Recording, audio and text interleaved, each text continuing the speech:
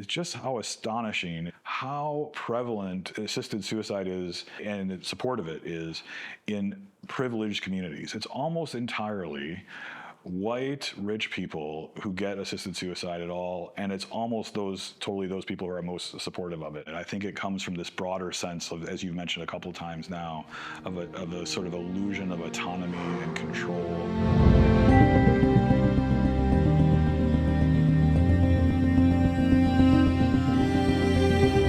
Charlie Camosy, welcome to the podcast. Hi, Lila. It's so great to be with you. Thank you for coming out here. Oh, it's my distinct pleasure for so many reasons. You have truly been on the live action team wish list to do this for a long time. Oh my gosh, I'm such a fan. I'm fanboying about this experience for sure. Well, we've got a lot of fans of yours on the team. You are, I would say, one of the top, if not the top, leading bioethicists of the movement. So thank you for being that. Well, I started as a 21, 22-year-old who didn't know what to do after getting out of college and started Pro-Life Wisconsin, Nice. communications director. So to be, in the pro-life movement the way that I am is such a blessing, such a blessing. So some people may have already read your books, but tell us about, well, first off, how many books have you written now? 8 are out and 2 are on the way. Okay. Yeah. They're going to be birthed soon. Yeah. Well, one is closer to birth than the other. So. It's hard, huh? Yeah. I've actually given birth 3 times, but writing my only one little book was harder than giving birth. Such a good book. Well done, Charlie. Well. That's not easy stuff to write 8 books with Thank 2 you. on the way. So tell us a little bit about, just for folks, you're also a professor, your educational background, and then I do want to hear the story of how you got so immersed in the pro-life movement and become the bioethicist that you are for the movement. Well, I'm currently a professor of bioethics and medical humanities at the Creighton School of Medicine, and I'm a moral theology fellow at St. Joseph Seminary in New York, and so I travel a lot. I fly out, not to places like this that are so nice this time of year. I'm so happy to be here. Before that, I spent 14 years in the theology department at Fordham University in New York City, taught bioethics and moral theology there. Before that, I did my PhD in moral theology at Notre Dame, focused in bioethics there, tried to get Catholic social teaching and bioethics to kind of get into a relationship with each other, if you will. There's sort of the social justice left and the pro-life right, and some of my work has been trying to forge areas of common ground and commonality between the two without sacrificing any of the pro-life principles and doing that. Before that, I taught some high school Catholic, good old-fashioned Catholic theology, where actually I taught both medical ethics and Catholic social teaching to high school juniors. And I was like, why is this 2 courses? This should be 1 course. And that's pushed me to sort of work on that when I was in grad school. And like I just said, I was a philosophy major, and communications double major. My fun major was philosophy, and then I took communications to be my real job. I was going to be an ESPN Sports Center anchor. Oh, wow. That was what my real job was going to be. I would tell my undergraduates, don't be so sure that you know what you want to be when you grow up, because I was going to be a ESPN guy. Now I'm a theologian. That is hilarious. So it doesn't always work out the way that you think. So do you still love sports and you want, like... Yeah. I was actually grateful to come in here yesterday in my hotel by myself to watch the Notre Dame Penn State game. And they won, right? They won, so very happy about that. A little too obsessive, bordering on idolatry at some point, but At least you know your shortcomings there. I do know my shortcomings. So the bioethics, you're very sharp, obviously, having the books you've written, being a professor, all of these things. Was bioethics a natural interest of yours alongside sports growing up, or when did that start to become a passion for you? Well, I've always been passionate about pro-life stuff from the time I was in St. John the Baptist Catholic grade school in middle of nowhere, Wisconsin, and the nuns there taught me what abortion was, I think in 4th grade. By the way, they showed us images of what an abortion was, and it wasn't too far. I'm old enough that it wasn't too far away from Roe versus Wade. It was the early 80s, and so the fight had really just begun in some ways, and so they were real significant warriors in that fight. And so I have complicated views about victim imagery when it comes to abortion, but I always want to tell that story because I would simply not be the person I am today without that 4th grader seeing that image of that baby that had been killed and realize that this is a foundational issue of justice and nonviolence, and that's something that stayed with me my whole life. I never really thought about doing bioethics, though. I'm not sure why. I was a philosophy major mostly because I was interested in religious topics, and I thought you'd sort of think your way through the religious problems. I was going to prove that the Trinity could be 1 and 3 at the same time, Nice. as my senior thesis. Turns out I didn't solve the problem of the Trinity in my senior thesis. You've got work left to do, Charlie. I moved to bioethics after I taught high school theology, and they sort of had me teach it. And I was like, well, this is fantastic, right? There's this whole world where I can bring some of the skills that I learned in philosophy classes to my passion for what I now call prenatal justice and justice for all vulnerable populations, but especially prenatal justice. And I just found my niche in part because the Catholic principal asked me to teach a class on it. So I want to list off some of the books you've written. Of course, there's Beyond the Abortion Wars.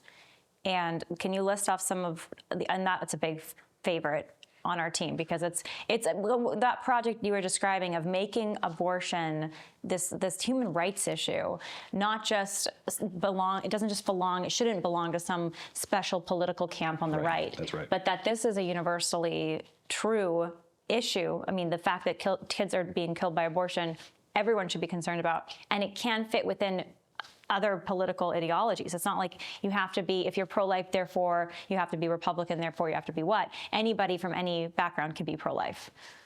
Totally. I mean, I grew up with a very Democratic mother who, when I told her I got my job at Pro-Life Wisconsin, cried because she was so happy. But she marched on Washington. She was like very progressive, Democratic seated boomer. So I never really imagined even that there was this kind of rift growing up between what it meant to be so-called on the left and being in favor of prenatal justice. As you may know, I was on the board of Democrats for Life for a while. I had to leave after it became clear that party just simply wouldn't take any of us seriously. In fact, not take us seriously, but be incredibly hostile to us. So sorry to interrupt, but you were a Democrat, and you've come from proud Democrats, but you had to throw away the Democrat card because it just got, like, the whole abortion bus outside the DNC and those sorts of antics over the years have just chilled your passion for. Yeah, I mean, I was working with people like Kristen Day, going into the Capitol, talking to Democratic lawmakers with people that would talk to us about 20-week bans, right? And say, like, well, maybe that is something, like, especially if you could pair it with something else like paid family leave or something like this, that's something we could talk about, right? And now, I mean, as you know, like, that's just a total non-starter. I mean, the idea of a 20-week ban, just forget about it. I mean, any sort of ban, right? Just totally forget about it. But going back a little bit further than that, when there was debate over the Stupak amendment with Obamacare, this is going back a ways. I don't know how many of your listeners or viewers will remember that, but 25% of the Democratic caucus in the House voted for this pro-life Stupak amendment. 25%. When was that? What year? I think it was 2009, 2008, 2009. So 25% of Democrats, and this was 15, 16, 17 years ago now, voted in Congress, Democrats voted for a pro-life amendment to Obamacare. That's right. Now, that would just be absurd. In fact, there was this, so just to make everyone angry with me, there was a concerted effort from both Republicans and Democrats to wipe those out, because Republicans wanted sort of pro-life issues to remain in the Republican Party. So they're like, these people are not good enough on these life issues, let's replace them with Republicans. And Democrats became the party that didn't want anything to do with anybody that would give a pro-life vote in those circumstances. So they got wiped out in the midterm elections of 2010. And I hung on for a few years more, but when it just became clear that the party had become so unbelievably hostile, I still have a heart for people on the left. I think focusing on how to socially support women and families, especially vulnerable women and vulnerable families, is an essential part of what it means to not only be a good person, but to save babies' lives. I've always said I'm for prenatal justice in whatever way we can do it, and so I don't want to choose between right or left. In fact, I think those options are increasingly post-Trump incoherent concepts. So that's one of the things I find most exciting about our current moment, Lila. I think categories of right and left that we grew up with no longer exist. They've kind of been destroyed. And that's all to the good, because a full vision of full pro-life vision can flourish in a way that I think it probably couldn't during the last 40 years or so. All right, so I'm excited to get into just that topic of what does the pro-life vision look like over the next 40 years. Sure. And you know, you've done so much. You've done a lot of research. I mean, we were talking about your books. I pulled up a bunch of the other titles. There's Resisting Throwaway Culture, Losing Our Dignity. There's Bioethics for Nurses. So your attack Peter Singer and Christian ethics. Peter Singer is a big pro-infanticide ethicist himself. So there's so much to talk about here. I want to zoom in on with an eye towards these next 40 years, because you know, Live Action's big mission, as you know, is we want to change hearts and minds, and we want to end abortion and build a culture of life. So in order to do that, you've got to work on both sides of whatever aisle it is, and you want to help people see the dignity of the person and be able to meaningfully apply that to practical life and to the decisions that people are making. Healthcare decisions, many of them consider them to be. Like when it comes to abortion, they still think in our society that's called a healthcare decision. Obviously, there's no healthcare for the baby, but it also has to do with how we treat newborns, the elderly, the sick, the disabled, and I know so much of your work has been on their rights.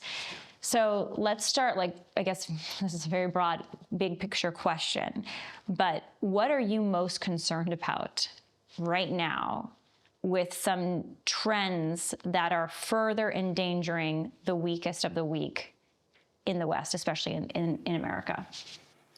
Well, just sticking with your big picture question, I'll give a big picture answer. I think it's that the very notion of fundamental human equality is at risk. So we've lost, I think, the basis for, that's what my book, Losing Our Dignity, was about. We've lost the basis for saying that all human beings are equal. And it used to be, okay, being a member of the species Homo sapiens, right? If you're religious, being made in the image and likeness of God, that was it. That's all you needed. That's all it was. And you could actually have conversations with people about the prenatal human being, right? And say, let's just look at this science here, right? And that's what Live Action and so many other pro-life groups have done for many years now, and say, let's just look at the science. But there were voices like those of Peter Singer, which is why I became very interested in his work, who I think were a little more honest about this and said, actually, it's not, we don't really believe in human dignity, actually. We don't believe in human equality. It isn't being human that matters. It's having rationality or self-awareness or a moral capacity, right? Or autonomy. That's probably the most important concept right now in secular bioethics, is autonomy. And it's just very clear that human beings don't have those capacities in equal measure, and some clearly don't have them at all, right? Newborn children, for instance, the idea that they have autonomy is totally ridiculous, and that's one reason why Peter Singer is pro-choice for infanticide as well as abortion, because the newborn infant is not autonomous, not rational, not self-aware. And now he came to Princeton in the 90s, and there was this big splash because this was so controversial. I don't think his views are that controversial anymore. I think they've sort of, my worry, to answer your question, is that his views are kind of settling into the mainstream. Like, this idea is, you can't just appeal, if you just say, well, the prenatal human being is human, let's go to the biology textbooks. It doesn't matter. That's not really what matters anymore. And so to the extent that we believe in human equality at all, I like to think of it as almost like akin to cut flowers. This is what cut flowers can remain beautiful for a while when you cut them off from their roots. But everybody knows that cut flowers are going to die, because once you disconnect them from their roots, they're dying. So we've cut the basis for human dignity and human equality from their roots. And I think human dignity and human equality are dying. So there's the Universal Declaration of Human Rights, That's right, is the name. And they have, I don't know that they assert in any kind of comprehensive way, like the root of why everybody has human rights. But they take it for granted that we all should have equal dignity. So you have these, and again, what is the United Nations? How much power do they have? But the point is, there does exist, at least from the last few decades, this semblance of care for this idea of human rights. Like, yes, human rights matter, and human rights de facto, universal human rights, mean it's for everybody. You get right to life, certain, equal treatment under the law. It's in our Constitution too, that humans should be treated equally under the law. That's the 14th Amendment. Then you mentioned Peter Singer, and it's crazy to me that he's a bioethicist at Princeton University, an Ivy League school, and the guy's like pro-infanticide. And he's had this post for decades. Thankfully, we have friends like Dr. Robbie George, who are, a counterpoint to him over at places like Princeton and yourself.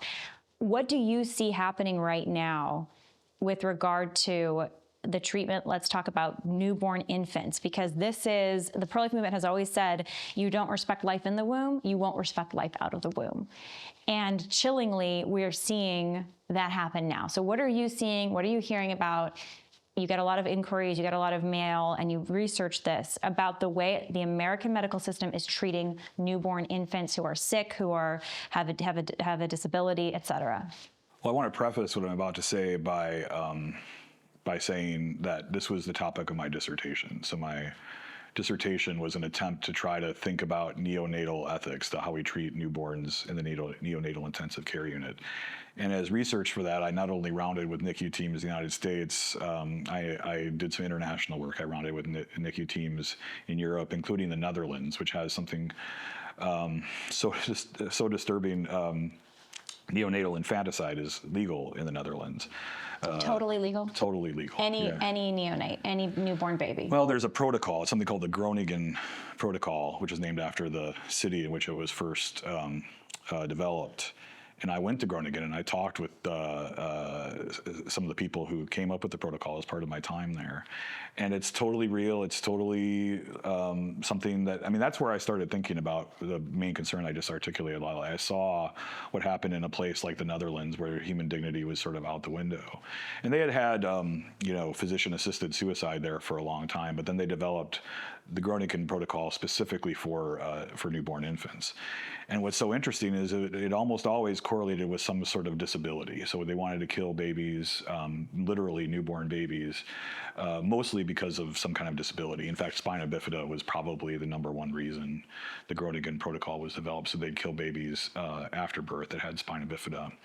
And interestingly, I went to a presentation. I just happened to be in a debate with Peter Singer in his home country of Australia.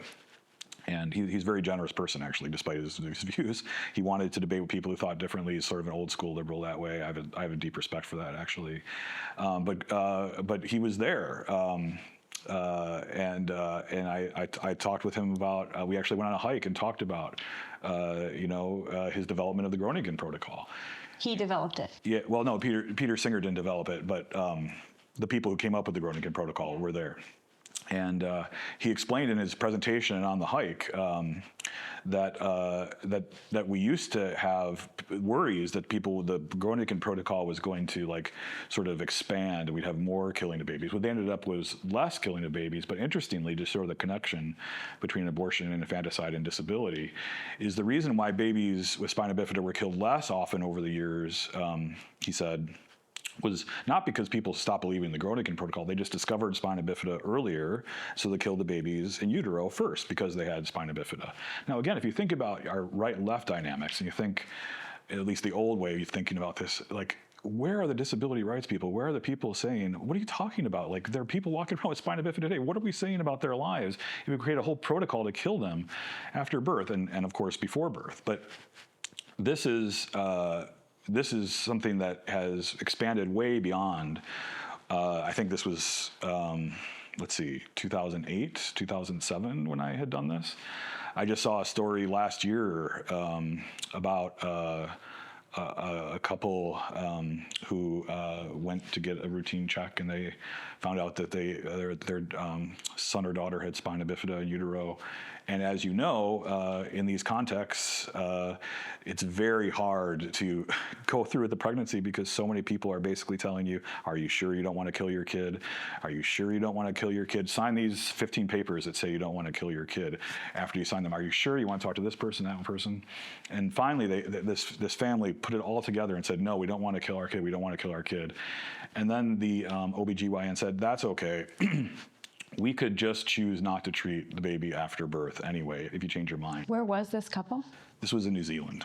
So the pressure to kill the baby if there's a disability, which by the way, I have a family member and their child is missing part of a hand, and they discovered that in utero at 20 weeks. The baby is almost viable. And they were saying, termination, anybody? And it was so, my family didn't even know what to say because it was so deeply wounding and offensive that people would even suggest that they're entrusting their own selves to care for. So this is everywhere. This is New Zealand. This is America. Do you want to, termination. They want to encourage early testing so that you can terminate all of this. What did they say when this New Zealand couple heard that the doctor said, well, if the baby's born, we can still just let it die? Well, they couldn't believe what they were hearing. I mean, what was being suggested there was infanticide. Right. I mean, that's what they're saying. They say, how would they practice that in New Zealand? Well, it's the same way they practice it here. So this is not a process that's limited to New Zealand. They call it comfort care, right? And this was part of the debate that came up when Governor Walz of Minnesota was selected to be Kamala Harris's running mate. The law that he signed in Minnesota explicitly got rid of the protections for babies in utero, the Infant Born Alive Protection Act versions of that. The debate over the Infant Born Alive Protection Act is directly related to these questions. Under the guise of comfort care, we commit infanticide. It's not using a sharp object or putting a pill over the baby's head or something like that. They are kept comfortable. They are given sedatives, but it's non-treatment in order to kill the child. Let's be clear about what's going on here. That's exactly what's going on here. That was what's happening in the New Zealand case. That's what's happening in the Groningen protocol case. And that's what's happening in these failed abortions where they want the option to give comfort care to finish the job in those cases as well. So how are they actually dying, these babies? Well, it depends on the case. It could be because they're just not given sufficient, nutrition and hydration or temperature. So they're not given like a poison or something like this. In certain cases, they may be given a very large dose of some kind of sedative or midazolam or something designed. They could say this is comfort care. This is designed to address their pain. But as you know, these are the very same things that are given are often the same things that are given in assisted suicide, sometimes in the death penalty, to end a person's life. So it could be, in some cases, it might be neglect. In other cases, it could be because they're given such a high dose. And like the spina bifida baby, how would they neglect that baby to death? I don't remember, or I don't know if the article I read talked about that, so I just don't feel comfortable speculating about that. It was probably either one of those two things, but the language that's used is comfort care. So it's like a kind of gaslighting of how this is talked about in public. It's a euphemism. It's a total euphemism. Like abortion has always been a euphemism. Abortion's killing a baby. Right. But it sounds like spontaneous abortion is a miscarriage. It sounds like it could be totally fine. I'm curious though, you mentioned the Netherlands earlier, right? Yeah. Where they have, what is it called again, the protocol? The Groningen protocol. The Groningen, walk us through what is the Groningen protocol, and then how do those babies via the Groningen protocol, if they're not aborted first, right, what is the permission that the Netherlands government gives to healthcare folks and families to kill their newborns? Well, interestingly, both with older examples of killing, of euthanasia, and with neonatal euthanasia, it's still illegal in the Netherlands to do it. The Groningen protocol was a way, Edward Verhagen, who I talked to, is both a lawyer and a physician, and he was very interested in working the legal part of this, both with assisted suicide and with for older humans, and also with the Groningen protocol. It's still illegal in the Netherlands, but these were kind of like exceptions, like these horrific supposed cases that you're just like, man, the law just doesn't work here. And so the Netherlands had this very specific legal sort of loophole or option to say, if the law just can't be followed because of these horrific examples, then we don't have to follow the law. And so the Groningen protocol was an attempt to articulate this specifically in a neonatal context, like this baby is suffering so terribly. And let's not minimize, there are some difficult cases, right? When I was in the NICU, I saw some incredibly difficult cases. And but when I realized that what was happening in many of these cases was not, especially when I realized we've got to deal with tough cases, but especially when I realized that many of them were not tough cases, they were just cases of spina bifida, I realized that this had gone down a slope, right? There's no longer this like extreme example. So did you observe that while you were in the Netherlands? Did you actually go to their NICU? I went to NICUs in the Netherlands, but I never They weren't showing you what they were doing. me what they were doing. But what they would do effectively, if there was a baby with spina bifida and had been born, they would not properly hydrate, feed, and just then give them a lot of drugs and until they died. Until they died. So they would probably be dying of wasting away, not getting nourishment. And maybe lack of respiration, because often the kind of drugs that are used in comfort care inhibits respiration too. So they can't breathe. I mean, I don't know about specific examples, but this is what happens with assisted suicide too, with euthanasia too, the death penalty too. These are things that we don't like to talk about. We have I wrote a book called Resisting Throwaway Culture. These euphemisms are specifically designed to make the throwing away of these people easier for us to stomach, right? You and I were talking before this interview about this biography I'm reading about Gavin Newsom and his mother. According to the biography, when he was running for mayor of San Francisco, Gavin Newsom, our governor of California, his mother got a terminal diagnosis for cancer. He had very limited time with her because he was campaigning. She's rapidly declining. She sends him a text saying, "I'm going to be dying on Wednesday. Come and see me if you'd like." And she was going to do assisted suicide. And the book says he showed up on the Wednesday and he was with her. Well, she died, presumably, meaning he watched her be killed by a doctor. And I just think about the way even the book presented it. And this book wasn't like a super friendly piece about Gavin Newsom. This book was just trying to talk about his childhood, his rise to power in California politics. But even that, it was unclear how it happened. Like the book didn't really know. But how did she know she was going to die on Wednesday? Cancer was slowly killing her, apparently, but something happened, and assisted suicide wasn't legal yet in California either, which is super crazy. This is the future governor of California presiding over his mother's suicide, right? But the euphemisms here are so powerful because it's like, I'm choosing when to die. I'm dying with dignity. I'm already in pain. Give me medications. Well, the medications will speed up the death, but is that licit? Is that not?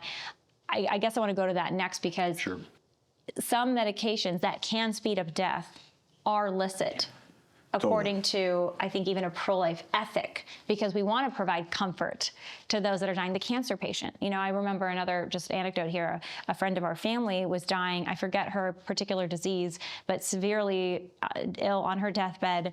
And she was so sick, her organs were shutting down that she couldn't accept nourishment. Mm-hmm. She couldn't, so maybe a drop of water on the lips, but she couldn't really eat. She couldn't drink. And the doctors opted, and the family opted against sticking an IV in her to keep her going because her body was shutting down. It couldn't take the hydration. So in that case, it wasn't like they were starving or dehydrating her to death. Her body was resisting, even though they could have plugged her in to keep her going maybe a little longer through, at the time it was considered, I think for the family, extraordinary measures to do that for her. So I know I'm kind of putting out a lot out here, but can you help us understand the line between a pro-life response to a dying or very sick or disabled patient, whether they're an elderly person or a little baby, versus it crosses the line over into active killing. This is now completely different. This is unethical. This is murder. So that's what makes the euphemisms and gaslighting so nefarious, is because they prey on our good instincts, I think, to really accept the kinds of things that you were just talking about, right? And not accept them, but like approve them, promote them. Comfort care is a good thing in most contexts in which it's used. Removal of life-sustaining treatment or refusal of life-sustaining treatment is often exactly the right thing that needs to be done. The key difference is in moral theology or moral philosophy, we call it the object of the act, or what is being aimed at. So is death being aimed at? Then obviously that can't be a pro-life, something we can support as pro-lifers. You can aim at death by omission. The Catholic definition of euthanasia is an act or an omission which of itself or by intention causes death. So I can choose to not care for a baby because I want them to die, right, and give them midazolam or some other drug because I want them to die. Or I can realize that they're about to die in the next few hours and I want to keep them as comfortable as I can, and I foresee but don't intend that maybe if I give them this pain medication, they might die a day or so earlier than they otherwise would. But I'm not intending that. In fact, if I gave them the drug and they lived, I would be overjoyed because I don't want them to die, right? It would be wonderful if the diagnosis was wrong or there was a miracle or there was something that we didn't anticipate happening, because I'm not aiming at their death. I'm aiming at something else I foresee but don't intend. The difference is when we're intending death, that can never be done. And there's problems on both sides. I'm working on a book right now on how to resist physician-assisted suicide. And I think one really important thing we need to drive home is there's over-treatment. There's making an idol out of just like trying to squeeze every little day or hour out of life, no matter what. What does that look like, by the way? What could be an example of that? Well, for instance, like I think our healthcare system is not really a healthcare system. This is becoming more and more well known. I think especially with the advent of the Make America Healthy Again movement and a kind of broad across left or right divides sense that the healthcare system is fundamentally flawed. Sometimes these folks are paid to do things that don't serve the flourishing of life, but serve ordering more procedures or using more technologies, more billable codes that will make more money, but don't give somebody the kind of good, holy, flourishing death that might allow them to be at home or like engage with their loved ones. So just not to interrupt here, but I just Sure. want to make sure I'm tracking. So back to my family friend, right? Sure. Who was dying of, and she was not given, IV hydration, even though she was, probably dehydrated, but her body was shutting down and, she was resisting food and drink orally. And I think this is a standard situation with certain kinds of cancers, like just can't even process, nutrients. Anyways, but to in your view, like sticking her back in the hospital because she was at home, it was hospice care at this point. She was in her own home with her own kids, sticking her back in the hospital, putting the IV in, putting her on forms of life support just to keep her going, to keep her failing organs going. That's another unethical response because you're trying to, basically build the system more for these treatments when you need to let her die. You need to give her the opportunity to die in her own home in peace. If that's something that she or somebody who knows what she would have wanted comes to the conclusion that's the best thing to do, right? I don't think there needs to be a forced situation there. But in the research that I've done for my current book project, it's just so clear that so many people prefer to die at home, right? They prefer to be around loved ones, to have a priest, their local pastor present, to be around comforting spaces and images and just, be in a place that makes them feel comfortable. Instead, most people, not most people, but let's call it a significant number of people end up in a very different context. And that actually, Lila, is one important reason why physician-assisted suicide is becoming more and more popular if you just like poll people, is because they can look to their future and they think, man, I don't want that, right? So whatever that is, I don't want it. I'm going to choose this other thing where, in fact, the way that it is sold is maybe you could even do it at home, right? You can Your autonomy, your autonomy. You have your loved ones surround you. You have a little party, that sort of thing. So it sounds like in so many ways it's an education gap, because I think the people who are more like, they don't want to be hooked up to the machines. Many right? times. They don't want to be a burden as part of that, but often it's also discomfort. Like it's scary. I don't want to be out of my home. I want to have some sense of control. I guess, again, where is you mentioned that bright line earlier of like, is this action being done to speed death or to cause death? Or is this action being done to provide comfort during imminent death? And that's the bright line, morally speaking, but it's so easy to blur that line. I don't know if this test works or not. I euphemistically call it the Camosy piss test. I like that. Would you be pissed? Would you be upset if the person lived or if you lived, right? And if the answer is yes, then clearly you were aiming at your own death or you were aiming at the death of somebody else. If, on the other hand, you would not be upset or you maybe even overjoyed that if you gave the person comfort care, if you gave the person some sort of palliative care that they lived, then clearly you were not aiming at their death, right? It doesn't work maybe in every circumstance, but in a lot of circumstances, I think that test works. Why is it so important? Why is the moral law, why does it say that human beings should not be able to decide the day and hour of their death? Well, it gets to this fundamental question of what human dignity means, right? And if we believe that part of what human dignity means is that we can't aim at your death, we can't kill you, right? Especially if we're not in a context where you're a threat to somebody else. say in war or in a police action or something like that, where things get more complicated. This gets back to the question of cut flowers. Do we really believe in the dignity and equality of human life anymore? Because that is, if human equality and dignity means anything, it means we don't aim at the death of an innocent person. And this used to be, again, until including our own. Including our own. And by the way, it's so interesting as part of my research for this book, and I knew this already, but I learned it even more doing this book project. It's just how astonishing, it's astonishing to me anyway, how prevalent assisted suicide is, and support of it is in privileged communities. It's almost entirely white, rich people who get assisted suicide at all, and it's almost totally those people who are most supportive of it. In fact, I live in New Jersey. I think it was 2023 was the first year. We've had it legal in New Jersey for 4 years now. The first black person used physician-assisted suicide in New Jersey last year. It is almost entirely a product of white privileged classes. And in any other context, Lila, I've been begging anyone in this last 10 years or 15 years of our racial justice awakening to say there's this whole thing to talk about how this is being used with disabled communities, with communities of color, with poor communities and middle class communities who don't want this, right? They don't want it. It's coming almost entirely from these privileged classes. I can't get a single person who otherwise loves to talk about these issues to talk about this. Why is that it's, as you say, the rich white people almost exclusively who are advocating for and using assisted suicide?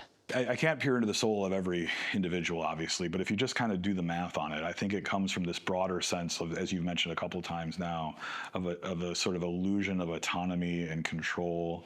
And so privileged people have a sense that, like, I am in control of my life and I make my own decisions, and, like, I'm not beholden to anyone. And I certainly don't want to be a burden on anyone else, by the way, right? Because I don't want them to be a burden on me. I wouldn't want them to be a burden on me as well.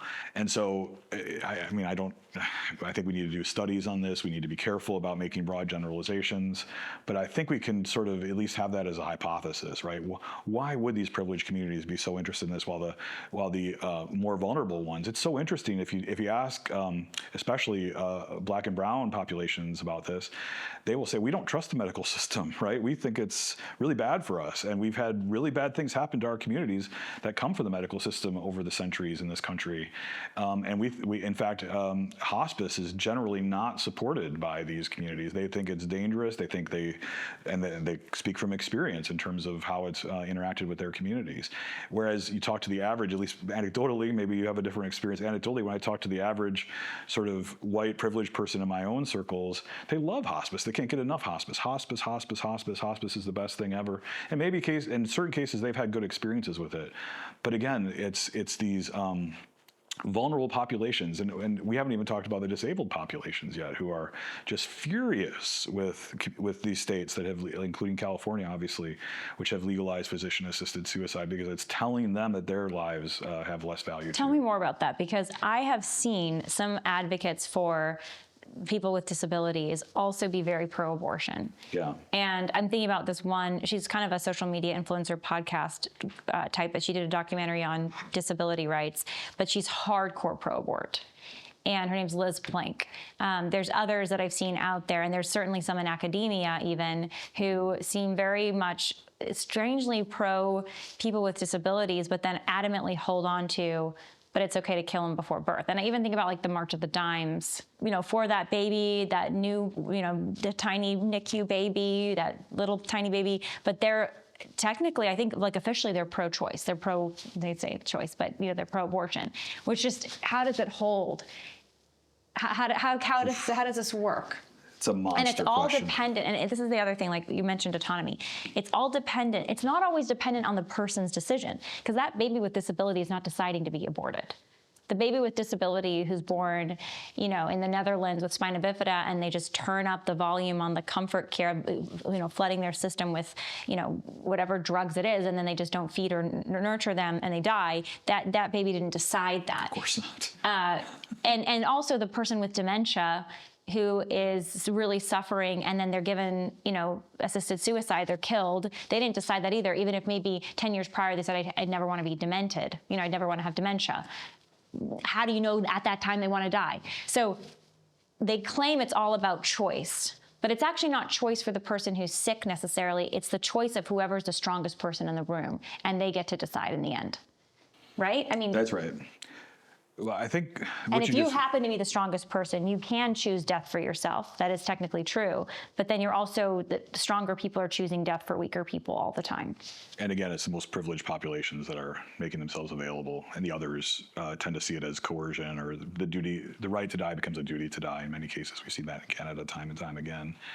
And we can get into that if you'd like. But what you just asked, I think, is an essential question for the pro-life movement. How can we mirror what we've been able to do at the end of life in rallying medicine, religious institutions, pro-life institutions, and disability rights groups in ways that have soundly defeated physician-assisted suicide in deep blue states. We were talking about this before we started shooting. The states that have resisted physician-assisted suicide on the East Coast are amazing, like Massachusetts, New York, Maryland, Connecticut. These deep blue states have rejected it. Connecticut did it 13 years in a row.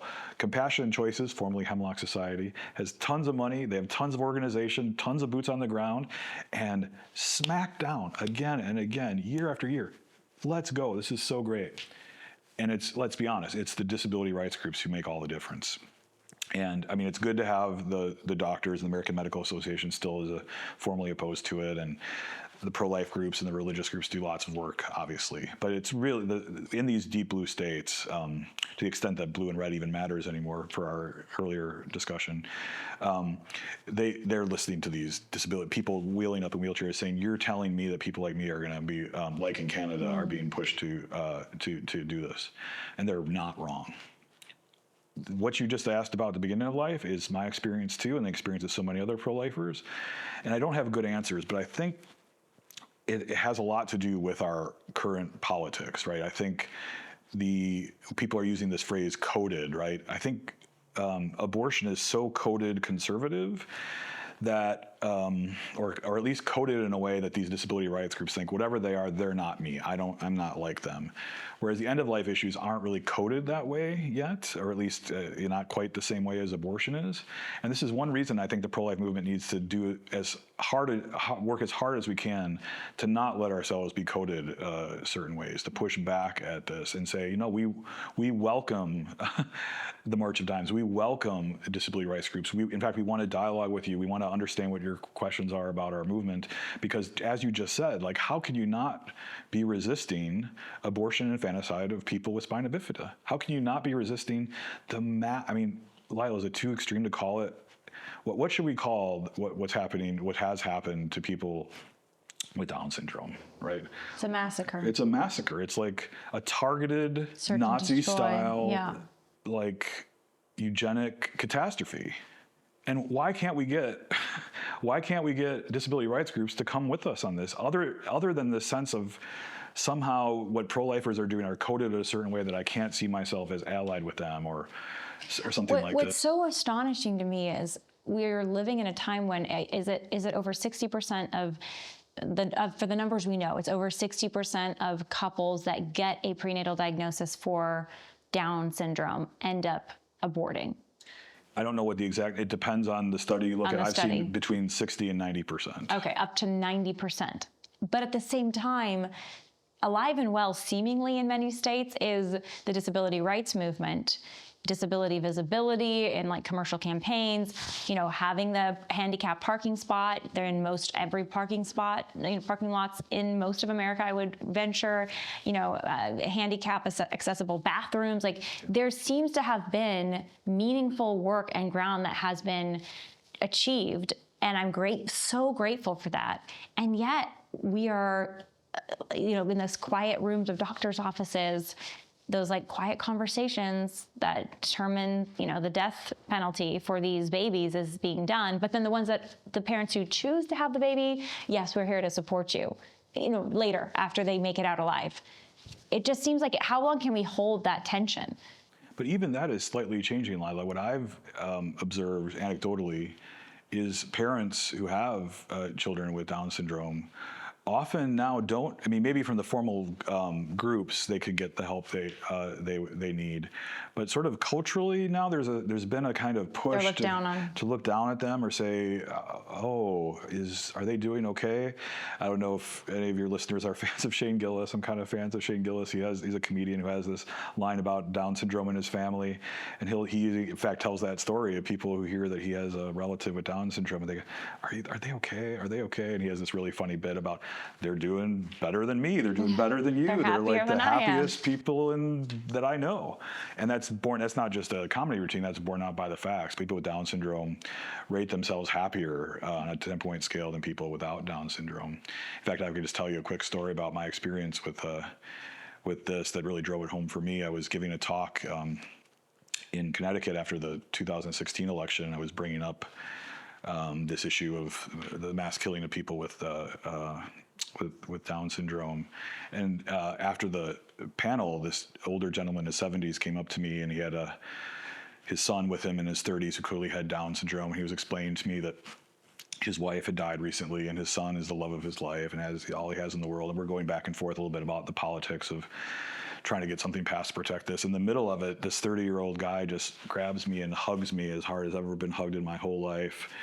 And, I couldn't really, he couldn't really articulate it really, but I think there was some sense that like, even he could sense that here was one person who was at least willing to fight for his dignity, and that maybe, like, especially in a place like Connecticut, he felt that maybe this wasn't the case around. I mean, I'm maybe projecting onto that. Sounds good. I mean, sounds right, that's what he sensed and is true. And think about that experience for so many disabled people. I mean, if we can have a dialogue with disability rights groups and have them join us in the fight for human dignity and nonviolence, the way they have at the end of life and with physician-assisted suicide, I think it would be foundationally, it would change foundationally our fight for prenatal justice in the United States. How do we do that, Charlie? How do we get disability rights groups to join the pro-life movement, or for us to join their movement, for us to combine forces? Well, we have to and I'm not saying people haven't done, they have done the work to try to make this happen. We need to redouble our efforts to form these relationships and to form these dialogues. There was, around the time that people were talking about perinatal hospice programs, where they would say, oh, you're thinking about having an abortion because your baby has spina bifida. Don't, because even if your baby's going to die soon after birth, we will promise you the baby is going to be well taken care of, and so you don't need to kill your child. And it was so obviously connected to disability rights concerns that there were these really significant efforts to try to draw connections between them. And I was privy to some of those conversations. And you could just sense, I was not at the table for them, but the people who were at the table said, like, there's just such a strong pushback from these groups. So the disability rights groups. They didn't want to do the perinatal hospice route. Or they were afraid to do it because pro-lifers were so associated with it. Yikes. Right? So that's not good. And it's not all our fault, right? I think a lot of it is, I mean, we've seen it so blatantly over the decades how major media, academia, medicine just doesn't allow us to have a fair fight in our pursuit of justice when it comes to these questions. And we get coded certain ways in that aren't our fault. Some are our fault. I have opinions about that, but mostly not our fault. And so some of it's just like the foundational structures of our culture don't really allow us to push back in ways so these groups can hear us. Are there ways now for us to go around major media and these other institutions? Maybe so, like podcasts like this one and other kinds of dialogue, the decentralization of the media industrial complex is good for maybe building bridges in ways that otherwise you couldn't sort of get through before. So maybe that's one way. But I think we also need to be absolutely intentional about reaching out and saying, this is not, like, we don't care about protecting kids with Down syndrome because we want to control women or whatever it is that you think we're trying to do here, right? And so more relationship building, more just conversations. But other people are doing this work too, and we need to support them. I think that showing the sincere care, that is truly the foundation of the pro-life movement. I mean, the pregnancy center movement is one example of that. Yeah.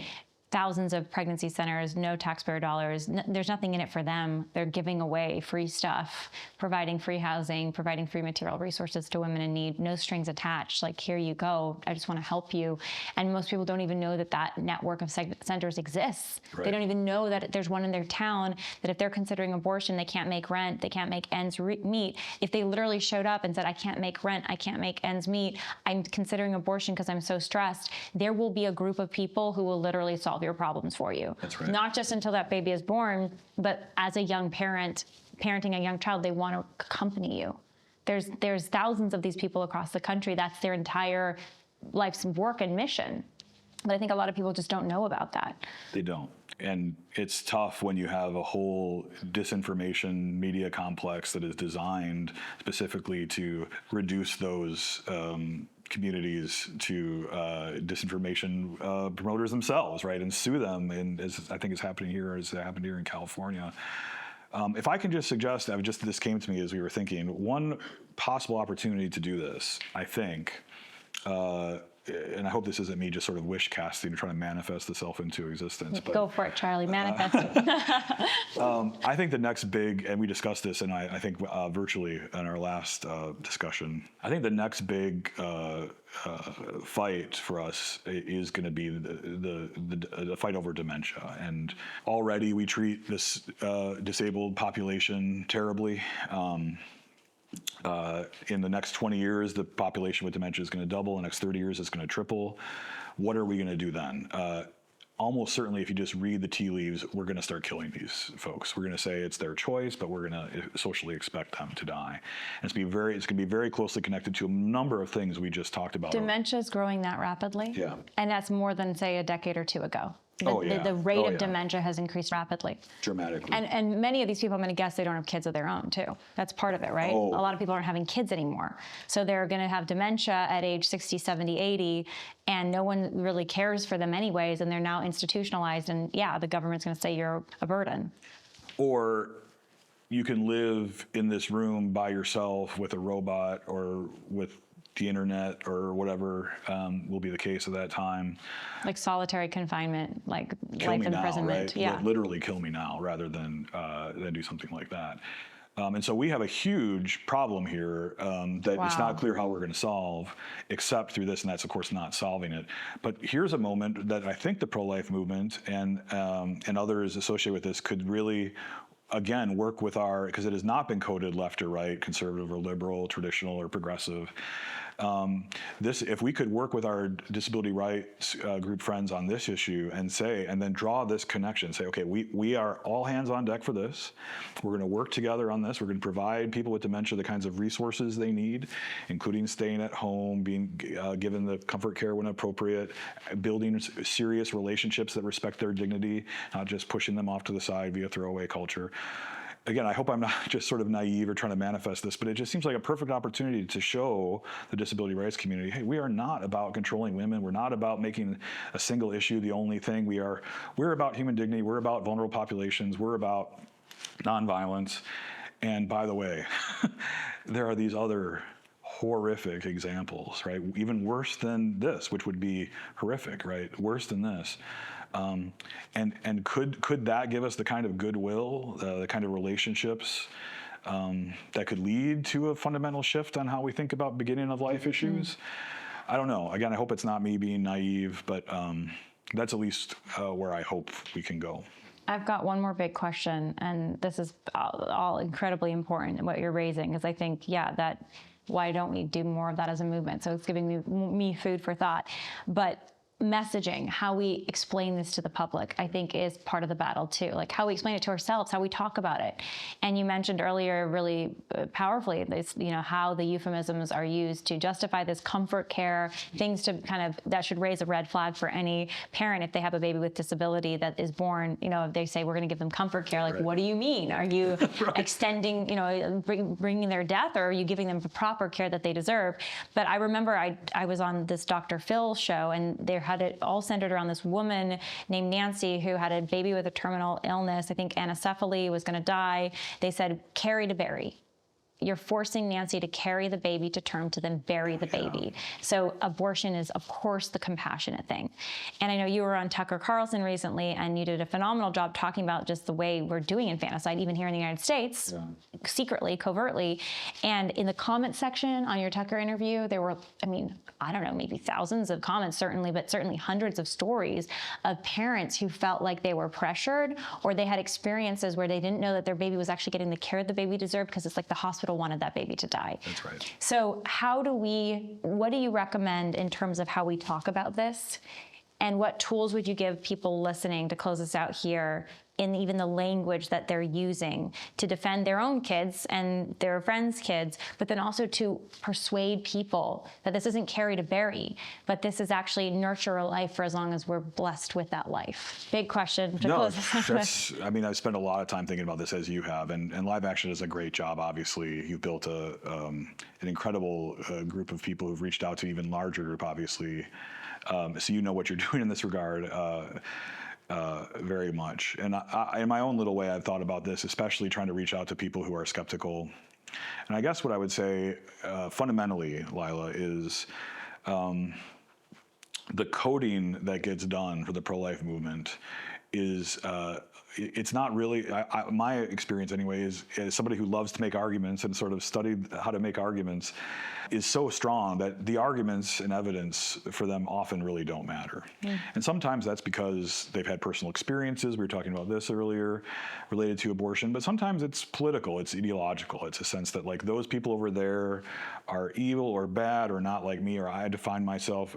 In our current postmodern culture, I think we do a lot more defining by opposition to others and sort of like imagining who we are and what we stand for. And so we do a lot of like, well, I know whatever I am, I'm not like those crazy pro-lifers over there, right? And so to the extent that we can, and sometimes it's very difficult for reasons we've already talked about, can we use language that pushes back against that kind of defining by opposition or that coding? Can we use language?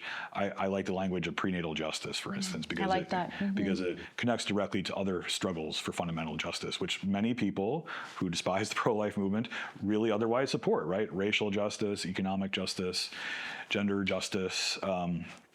So focusing on prenatal justice maybe shifts the kind of conversation away from, oh, you want to control women, you want to punish people for having sex, or you are super duper Catholic who want to make the whole world Catholic or something like that.